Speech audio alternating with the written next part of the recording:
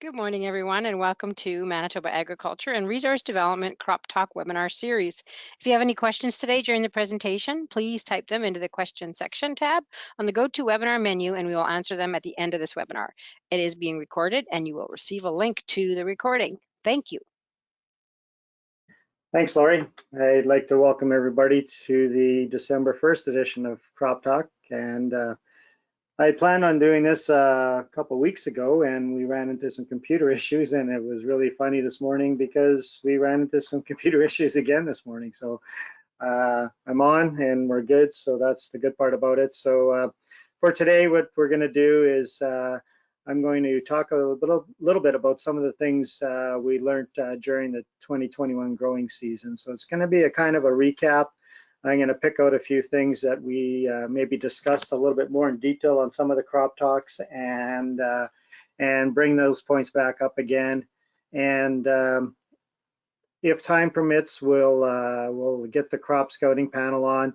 I wanted to spend a little bit of time after the first part to talk a little bit about the program that was announced yesterday for livestock producers. So I put up a few slides together just to go over some of the new announcements that was made yesterday. So I guess with that, we'll start on the presentation.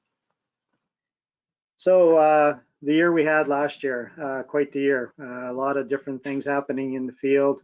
And because of that, we were faced with a lot of different situations, and not just situations in certain areas of the province, but some situations that affected the whole province, and then some that only affected certain pockets. So we got off to an early start, probably one of the more earlier starts that we've had in the last probably 10 or so years. We were seeding in the second week of April. We had producers in the valley and in southern part of the province getting wheat and some of them were even done by the third week of April, which was getting their cereal crops in. And but you know, we had issues with that. We had not only crop that was planted went in the ground fast, but the soil temperatures were still cool. We were under some dry conditions, and we were getting lots of wind, which was drying the soil out quite a bit as we were planting. So off the start, we were kind of getting the crops into moisture, but the ground was drying fairly fast for us. Being that we got the crop in fairly early, or the cereals in fairly early in the peas, we had producers looking at seeding some of the more non-traditional crops are looking at starting to sow some of the non-traditional crops in the last week of April. And what I'm getting at there is some producers that were looking at sowing soybeans, canola, and we learned some lessons when we tried to do that early.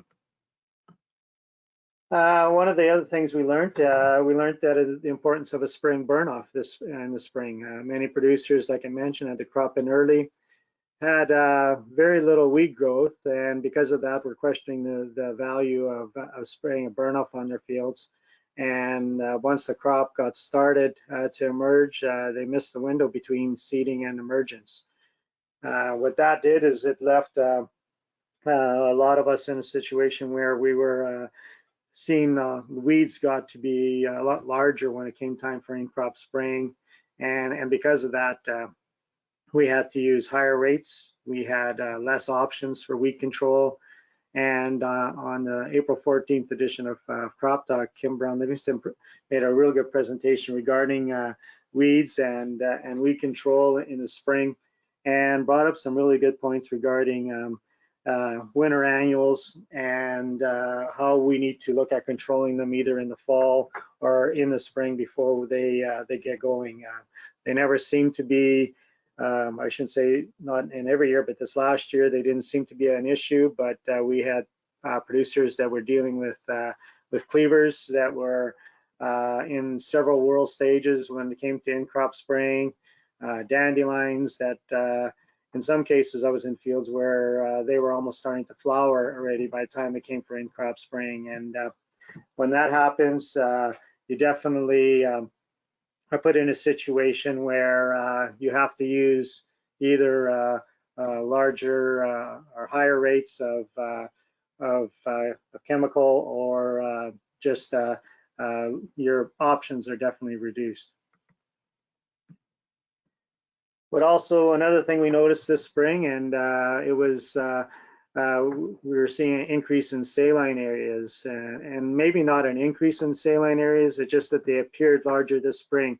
And we had discussions with Marla Rickman and John Hurd regarding that, and we learned that the dry conditions that we were seeing more groundwater leaving, and in those areas are usually prone to lots of water or high water tables, and because of that we were seeing water leaving those areas, and when the water was leaving those areas, it was leaving the salts behind and left them on the soil surfaces. And they made sure that we understood that salinity is an excess moisture problem, and that what we need to do is to deal with the moisture.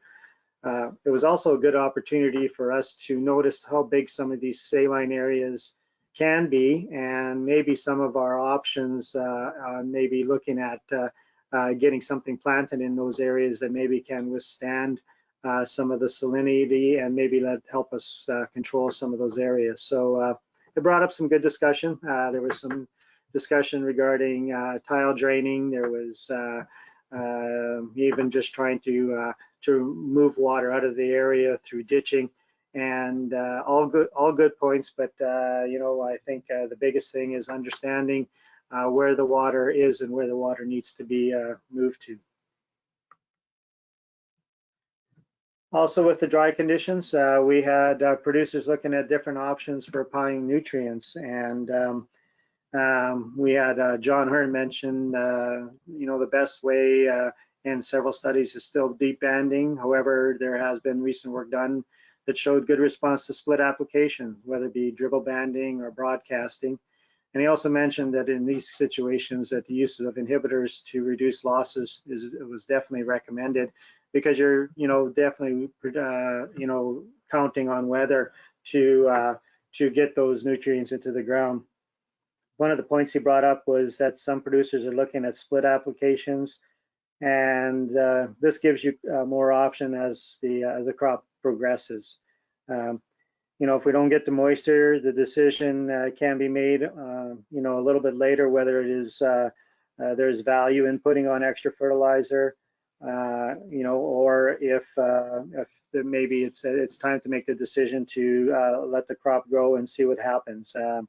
Again, you know, that we discussed timing for fertilizer application when you're looking at a second application or splitting an application, and a lot of work being done, you know, as long as it's done before stem elongation or bolting, we can see some decent responses to the fertilizer. But again, weather conditions were definitely brought up as being important, as well as inhibitors to reduce losses of fertilizer. So there are things we can do to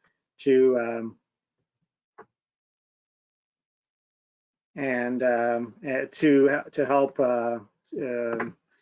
add fertilizer in as we go. But I think the big thing is we have options in the spring. So just because we didn't get all our fertilizer on this fall, maybe because of the high fertilizer prices, we want to look at double applications or split applications. I think this is something we can look at for this coming year especially. I mentioned that we had the crop in early, and because of that we were getting questions, you know, is the end of April, first week of May, is it safe to seed my soybeans? And we had Dennis Lang on, and Dennis discussed a lot of options here, a lot of things we should consider. Calendar date is something that we've gone by for several years. You know, that second week of May, we're always saying, you know, usually that's the best time to start planting them. But, you know, the conditions we had, producers were looking at taking, you know, taking advantage of the soil moisture and getting the beans in the ground. You know, some of the things that we talked about was soil temperature, and we looked at soil temperature to see what the beans would do if you're put in the ground and under cool conditions. We also talked about the 24-hour forecast, and one of the things that Dennis brought up there was as the bean is put in the ground, the critical time in that first 24 hours as it takes on moisture, and whether it's going to be cool moisture or warm moisture, and how that can affect your population and your germination. And then, you know, the other one is your ability or your willingness to take personal risk. You know, there's a lot of expense in planting crop, and if you you know, seed soybeans in early April, you can definitely be looking at you know, issues happening later on, and we'll discuss that a little bit later in this presentation, where we did get some spring frost. However, you know, maybe not as critical this year, but in other years we have definitely seen you know, issues with spring frost. So again, the risk definitely there. We had producers doing it. We had beans that were germinated and up in a week's time, but probably on the majority, we were seeing a lot of the beans not up till, you know, 2 weeks plus before they were coming through the ground. That had some producers with a bit of concern, but in overall, we didn't see too many factors with the early seeding. One of the things that worked really well this year, or in most areas anyways, was peas. They took it, you know, producers took advantage of early seeding, so we were getting those in, you know, second week of April, and so they were able to take advantage of the moisture that was in the ground. They were able to, they can handle a little bit cooler conditions, so they came up, germinated fairly well. We had really no issues with soil-borne diseases. A lot of producers were reporting really good emergence and really good stands at the beginning.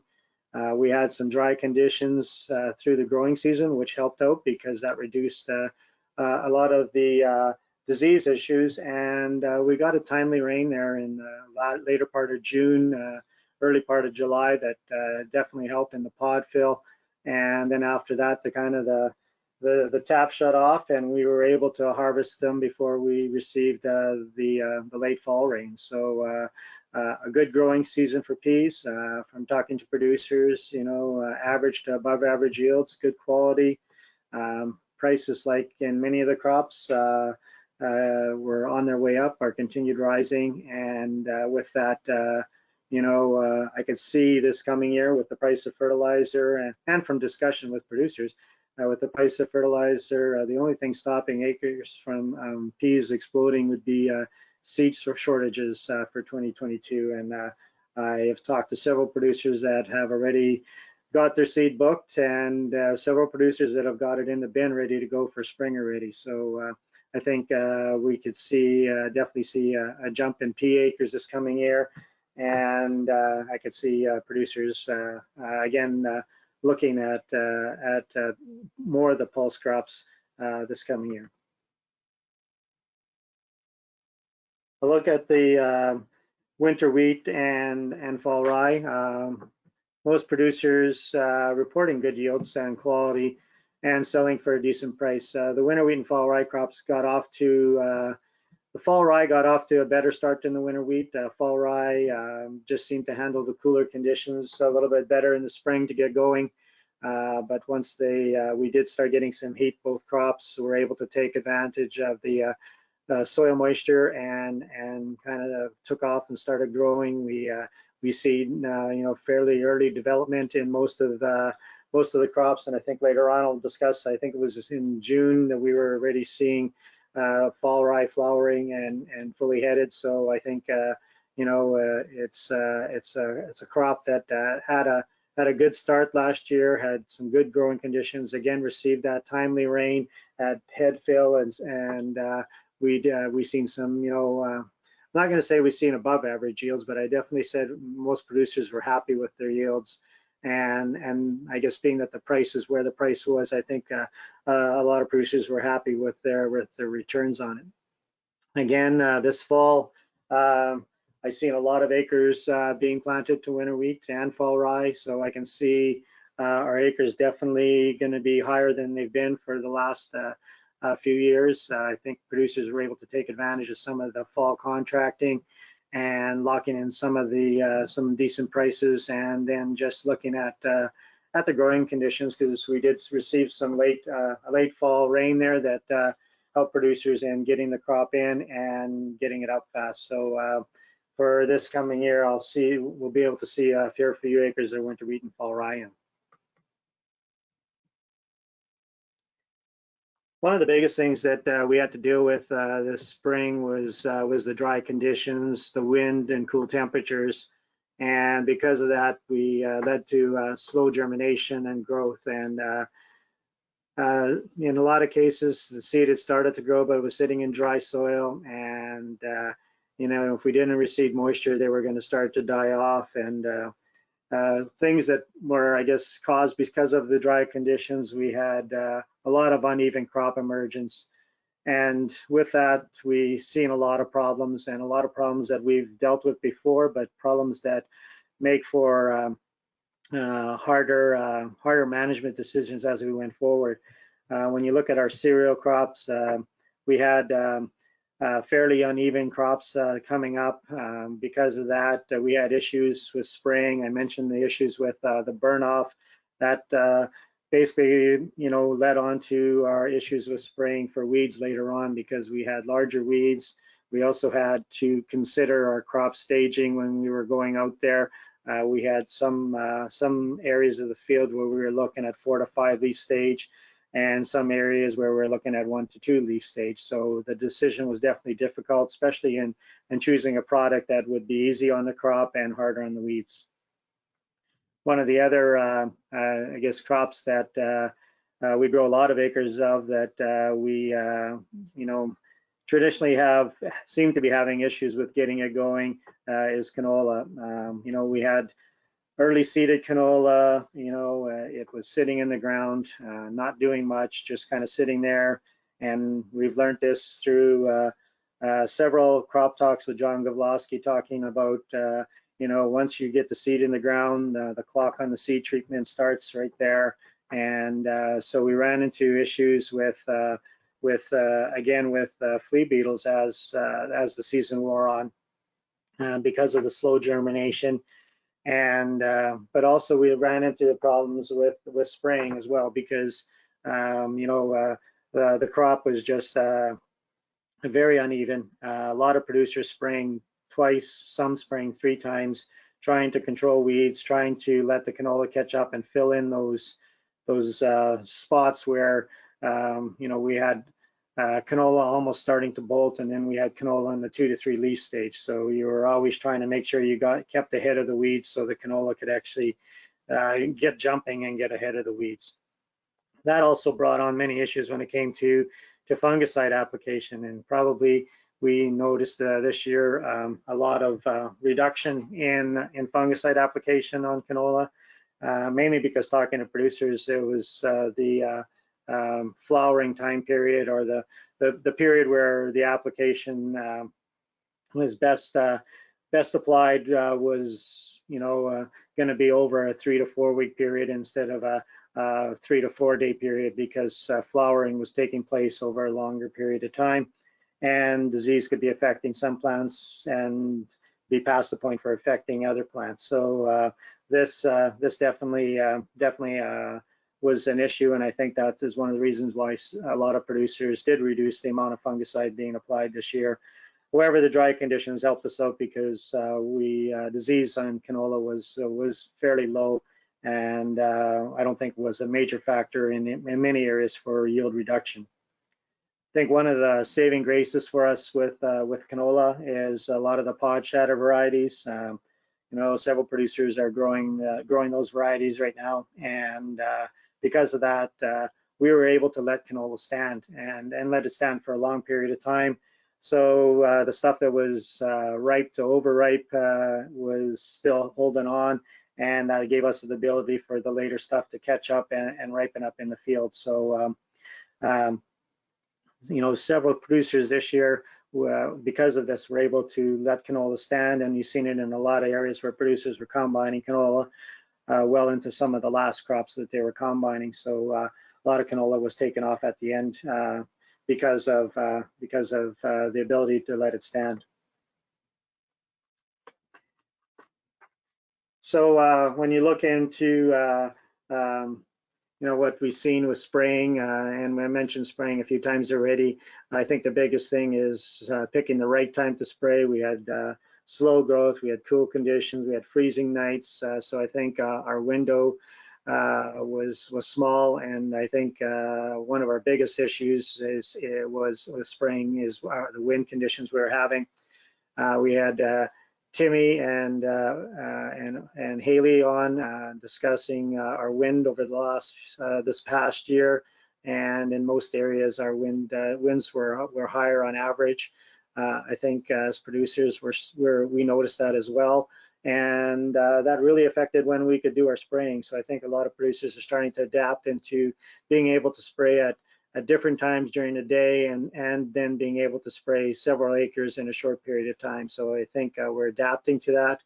But again, we're definitely going to be faced with situations in the future here where we're going to have to learn how to get the chemical on. I think I didn't notice an abundance of drift complaints this year. I did hear of some, but I think what happens in some cases is we just get to the point where the field needs to be sprayed, and we start to take risks, and a lot of times some of those risks are probably something we shouldn't be doing. So again, spraying was something that was an issue for most from probably from April right through to late June when we were finishing end crop spraying.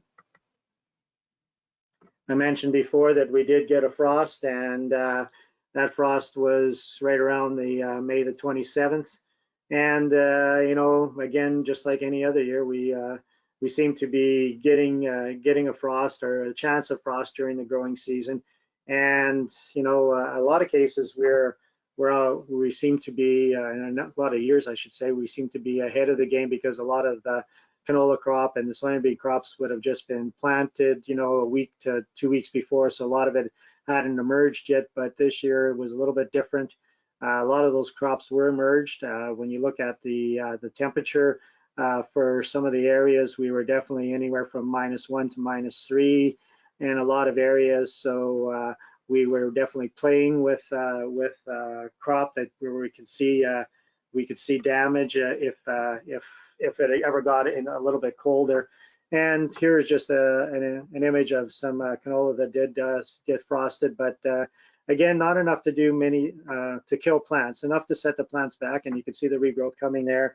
But we didn't hear of a lot of producers having to reseed because of frost. There was some pockets, and when you look back at the previous slide, you can see there was some pockets that got to -3, -5 up and through this area. So we were seeing some reseeding because of frost in those areas, but majority of our reseeding this past year happened because of flea beetles again. And we had issues with last slide talking about frost, to this slide talking about extreme heat, where we were wondering, okay, so it's going to get really warm. Is this going to affect how the flea beetles work, and are they going to slow down or speed up? And we had John Goloski on, and I mentioned, and he went through a good session regarding flea beetles and how they react to different temperatures. And we looked at some management plans for flea beetles. How long do we wait before we go out, to spray? How long before they're going to be done for the year? We've seen this year that they were taking down bigger plants, and then some of the things we discussed was with the wind, it seemed like they were staying closer to the ground and feeding more on stems, and in some of those cases taking down bigger plants because they weren't feeding on the leaves, which can recover faster than if they were feeding on the stems. So a lot of good information was brought up about flea beetles. I think a lot of information that we probably have discussed several years, but I think this year again, because of the slow germination, because of the the crop sitting there, we definitely seen a lot of reseeding. We've seen a lot of spraying, and probably more spraying than we've had in a lot of years. I think the area got bigger where we sprayed as compared to, maybe just pockets. And I think because of that, we were seeing, maybe in a lot of producers' minds, a bigger flea beetle problem this year than we've had in the last few years. Again, coming down to management, and I really think we need to look at our seeding times. We need to get that crop out of the ground fast, and I think that's something that just because weather conditions are good to get out there and get the crop in early, it doesn't mean that you can get the crop into the best growing conditions. And best growing conditions, I think one of the things we need to factor in is soil temperature, and we need to get it to that point where we can get that seed in the ground, get the seed out of the ground fast, because the ground is warm and there's moisture to get it going. So I think that's a management thing we're going to need to really concentrate more on when we're looking at flea beetles and canola production over the next few years. We talked disease, and we talked about spraying fungicides, and I grabbed this picture when I was out in the field with the producer looking at canola and looking at staging and seeing what he should be doing, or when like just to show you the different staging at canola. Everywhere we got from just through the ground to this bolting one might have been a volunteer, but there was just several different staging, to cabbaging, to covering the ground, to just coming through the ground. And I think this was probably, and I mentioned this, one of the reasons why fungicides were probably on canola weren't as high this year. A little bit about some of the issues we were seeing with the heat and environmental conditions.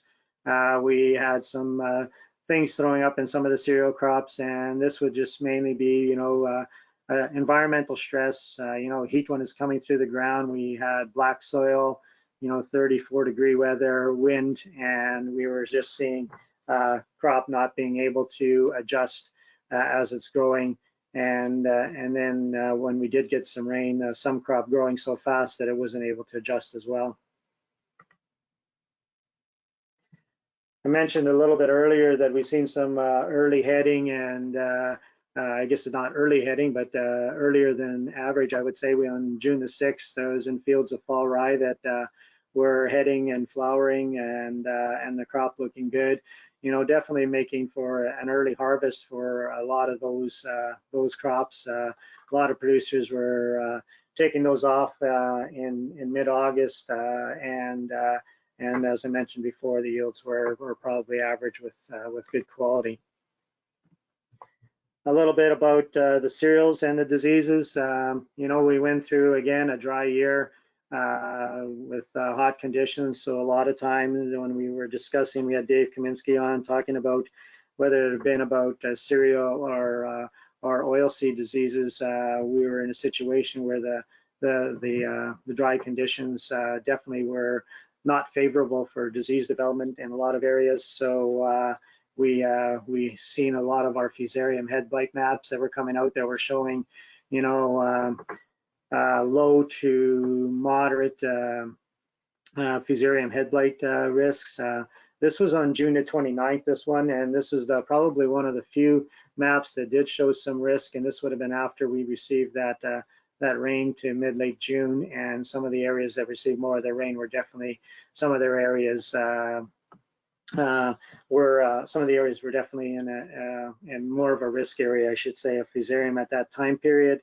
But in general, most cereal crops producers have been spraying anyways, more for just in general disease control. So I think it's getting to be a pretty common habit for spraying for disease in cereal crops. And when producers looked at the crop this year, it was one of the crops at that time period that probably showed the most promise. So I think a lot of producers wanted to spend a few extra dollars on it, and so they went ahead and sprayed. At the same time, when we were looking at fungicide application for canola, we had lots of uneven crops and lots of crops that producers were a little bit worried about. So that was probably helped them maybe in the decision of not spraying a fungicide on those crops. This is how the map changed in a short period of time. And you look on July 6th, the majority of the province was in the low risk area for fusarium. So again, leaf diseases, fusarium in the cereal crops, we had a pretty good year and nothing major to report on diseases. As the canola started to flower, again, there was lots of concern because of the heat and what was going to happen to the canola at flowering time. We've seen it several years where we got flowers abort because of the hot conditions. And I think we've seen some of that. And when you went out in the crops later, you definitely seen sections of the stems where the pods of the flower did abort and there was no pod formation in some of those areas. And that definitely had an effect on our overall yields. I think in average, our yields were down from previous years in most areas. And so again, you know, the slow growing conditions, the uneven growth, and then the heat at potting time definitely had an effect on overall yield. As we got later into the growing season, we started to see some stuff happening to our cereal crops because of the heat and the dry conditions. And we started to see some of the tillers drying off, and that's just the plant's way of supporting its main stem and you know, the first tiller to help produce seed, and it just started to deplete stuff going to the other tillers, and we started to see some of them fall by the wayside. And so we started to see this you know, a little bit later on, probably in, you know, that mid to late June. But you know, we and during that time we received the rain. You know, that mid-July we received some rain, and then we also received a hailstorm through some areas. So again, with the hailstorm, there was questions that came up, and some of them came up regarding disease and what would happen with some of these plants. And I think this is again where some fungicide application started again. And we had Dave Kaminsky talking about how some disease can affect plants, especially after the plants have been injured. So again, it was just some good information regarding entry points for disease, what disease to look for, and again, you know, whether a fungicide at that point would help.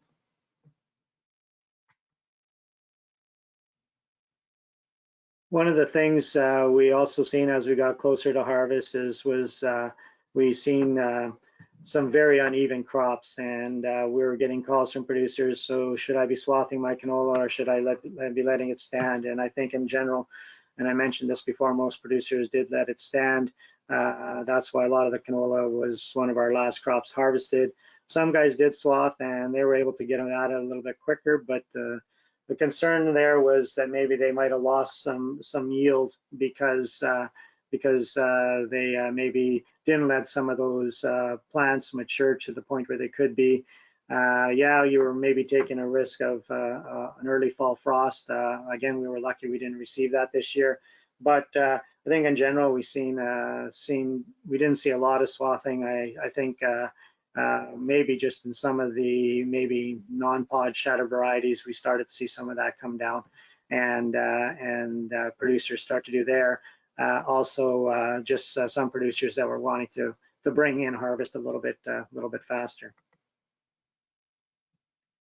So then we received that rain, and then all of a sudden, what's going on with my canola, flax, and my wheat? Everything's staying green and making it difficult to harvest. And we've seen a lot of regrowth happening in many crops. You know, and that might have been some of the reason why some of the producers were looking at swathing. When you look at some of the canola, some of the flax, after the rain, it just started to green up almost some of those fields. Some of the tillers and some of the cereal crops started to green up again, and that's what we've seen. Some of those crops where producers were having to, in some cases, spray again. In some cases, look at swathing. just to try to bring them in so they could get at harvest. And I think when during that time period we had Dane Fraze on, we had Ann Kirk on, and we were discussing what had happened. And there was a lot of belief that because of the dry conditions through the growing season, a lot of those plants had started to shut down. And we've seen that pretty much in a lot of the later season crops. So whether it had been canola, soybeans, flax, even in the cereal crops, they'd started to shut down. I mentioned about losing some of those tillers. So the plant was shutting down some of those tillers. Then we received the rain. The plant had the nutrients in the ground, and we had good growing conditions. We had nice warm weather. We had moisture in the ground, so we've seen in a lot of plants starting to regrow. And because of this, it made for some interesting harvest on some fields. And like I mentioned, we definitely seen some producers having to bring out the swathers because of this issue.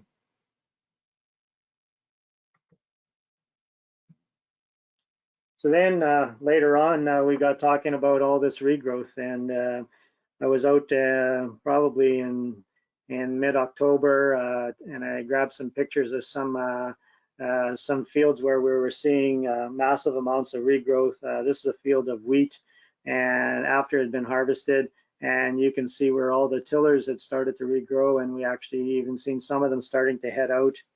It was no different with volunteer canola coming up in cereal fields, and almost to the point where it's bolting and or it is bolting and producing flour. And so the big question or big concern that came up after that was how much nutrients are these plants, regrowth plants or volunteer plants, having on our residual, because there was lots of talk throughout the summer because of the dry conditions and the plants not using or growing as they normally would be, that we may not be using all the nutrients, so there may be a potential for some nutrient carryover. And I think we're learning that now as we soil sample this fall, and as John Hurden mentioned many times, for us to make sure we're soil sampling so we know where we have a starting point for this coming year. But we wanted to know, like, how are these plants going to affect the nutrients that are in the soil right now. So again, we had John on and Marla, and we talked about this, and the discussion definitely came out that these plants are definitely using nutrients, and the longer we leave them, the more nutrients they're going to use. In most cases, we're not going to be taking the nutrients off the ground because these plants are either going to die by killing frost, or in some cases, producers were going out and killing off some of these plants with fall glyphosate application, which I thought was a good idea, because the longer they grew, the more nutrients they used, the more they were need time in the spring to break down to provide those nutrients to your crops. So again, this will be something that we'll learn in the spring to see how long it takes for these plants to break down. It'd be interesting to see what a soil sample would look like done in the fall and then done in the spring during seeding time, just to see what the nutrient levels might be changing as we go through the growing season. But again, something that we haven't seen in a lot of years. This is a wheat field with the tillers forming heads in October, and again, because we didn't get any killing frosts, we had moisture, and the nutrients were there. The plants are growing. So again, it'll be something interesting. It's been compared to planting a cover crop and having the same effects of a cover crop. So I just, in a lot of cases, don't see cover crops getting this advanced in growth. And so again, it'll be interesting to see how some of these fields do this spring.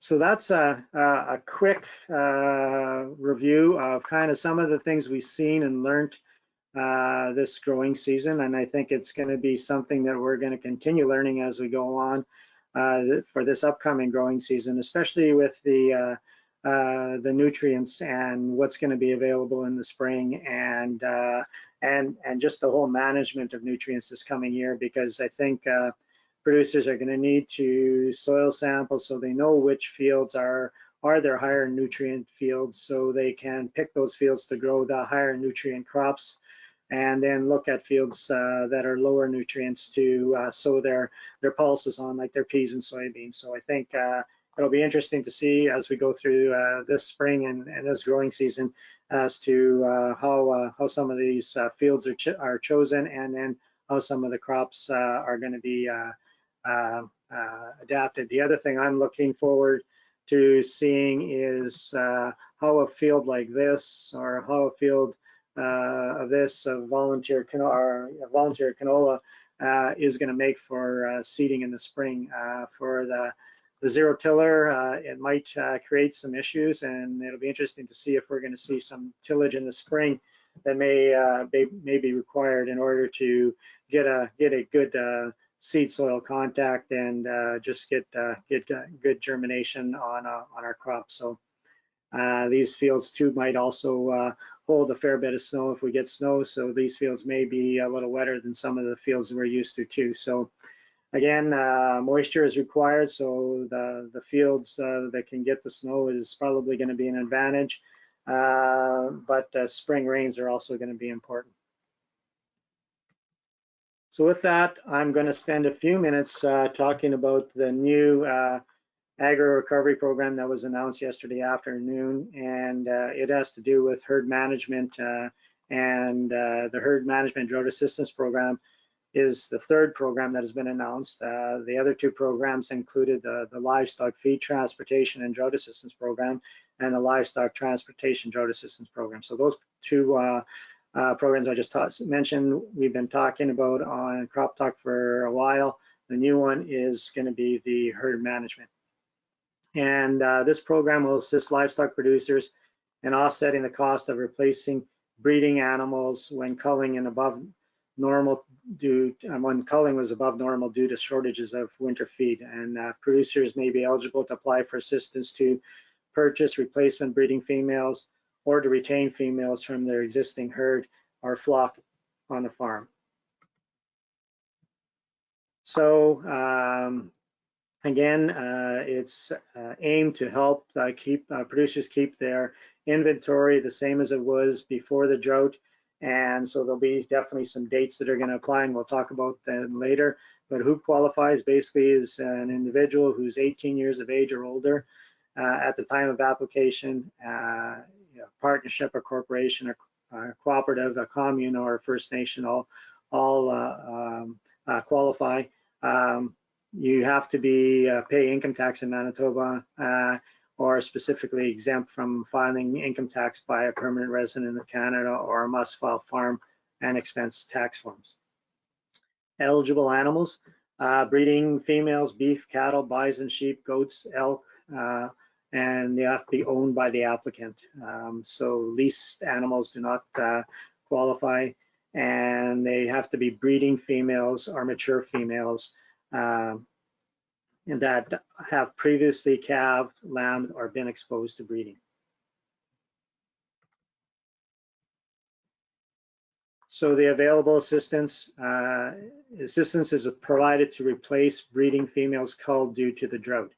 And so the eligible sales of breeding females culled due to drought, and it's a little bit of a formula here, but what they do is the breeding females must be sold during the time period of March 16th, 2021 to March 15th, 2022 time period. So that's kind of our drought time period, and contribute to a decline in the applicant's inventory of eligible breeding females on March 16th, 2022. So you take your inventory pre-drought, so that'll be the March 16th, 2021 date.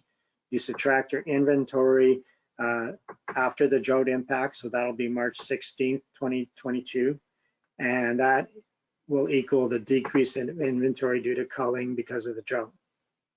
Again, the eligible replacement breeding females culled due to drought can be replaced by purchases or retaining replacement females from the applicant's existing herd or flock. The replacements must contribute to an must contribute to an increase in the applicant's inventory of eligible breeding females on January 31st, 2023, and increase the inventory above pre-drought levels.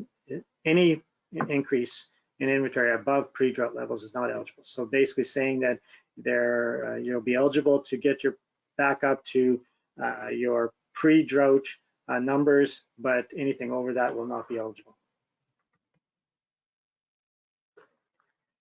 So the following replacements are eligible: purchase of mature cows, mature ewes, does, bred heifers, bred ewes, and bred does. Purchase of females that will be bred by January 31st, 2023, or retaining females from the applicant's existing herd to be bred for the first time by January 31st, 2023. So the following dates are the important assessing dates. March the 16th, so that's pre-drought. March 16th, 2022, that's after drought. And the January 31st, that'll be your eligible replacements for breeding as of January 31st. So your January 31st inventory, this would be the recovery less your March 16th inventory, so pre-drought, or drought impacted, sorry, is equal to the increase in inventory due to purchasing or retaining your replacements. So that'll give you the amount of animals that you have increased or got back to your pre-drought situation. And the payments are based on a per head payment. And for beef cattle and bison and elk, it's $250 a head. And for sheep and goats, it's $50 a head. So kind of an overall calculation, you got your per head payment of $250 multiplied by your increase in inventory due to purchasing and retaining replacements. So you take your January 2023 inventory, subtract your March inventory, and that gives you that number, and that is equal to your herd management program payment. Payments are capped once the inventory is restored to pre-drought levels.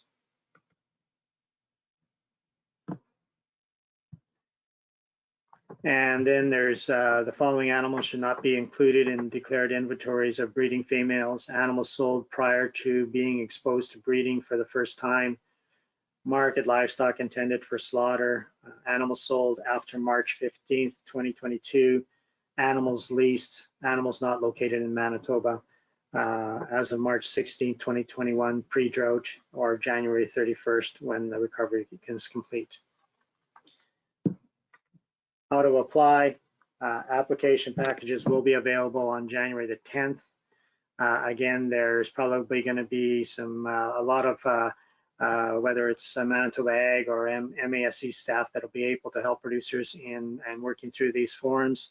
So contacting those offices, whether it's to find the application forms or to go through the application forms, I'm thinking it's going to be something that you'll want to do. Application is a two-step process.